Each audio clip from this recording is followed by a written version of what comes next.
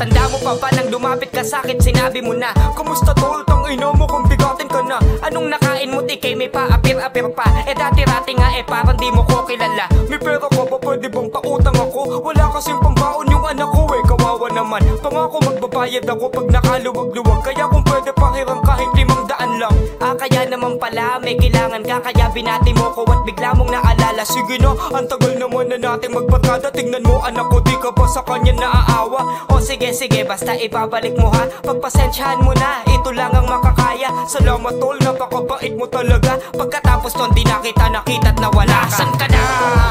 Ano na bang balita? Yung utang mo sa akin ay ibabalik pa ba? Nasaan ka na? Pati ka na nagpapakita, yung ugali mo panghayop, di ka ba nahihiya? Nasaan ka na? Ano na bang balita? Yung utang mo sa akin ay ibabalik pa ba? Nasaan ka na?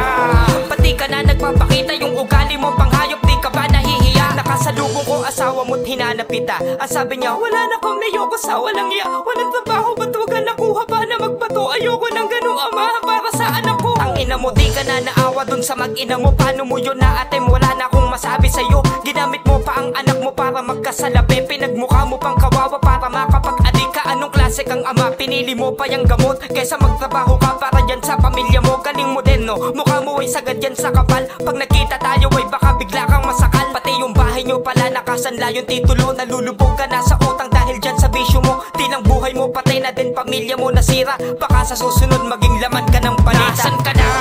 Baka gusto mo magbalik sa dating ikaw habang di pa sira ang iyong bait. Nasaan ka na? Di pa huli ang pagbabago bago palamunin ng sistema ang iyong pagkatao. Nasaan ka na? Baka gusto mo magbalik sa dating ikaw habang di pa sira ang iyong bait. Nasaan ka na? Di pa huli ang pagbabago bago palamunin ng sistema ang iyong pagkatao.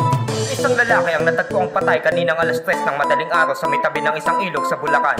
Hinihinala na ang lalaking ito ay isang adik at sinasabing perwisyo sa nasabing lugar. Ayan na nga at nagkatotoo na yung sinabi ko. Butas yung ulo mo dahil sa isang balang tina mo. Sinabihan na kita ngunit hindi ka nakinig. Dahil sa droga na yan buhay mo'y biglang napabilis. Yung bisyo mo di ba walang magandang naidulot. Sa halip kinamatay mo pa sa ilog ka pinulot. Kakatira mo ayan tuloy maaga kang kinuha. Di mo sana sasapitin yan kung dati nagtino ka sa sarili mo. Ikaw na din ang mismong kumitel sa salaping pagkakautang. Buhay mo ang siningil, yan ang kapalit ng iyong ginagawang di mapigilan. Kahit gustuhin mo man di mo na mapagsisisihan. Nasaan ka na?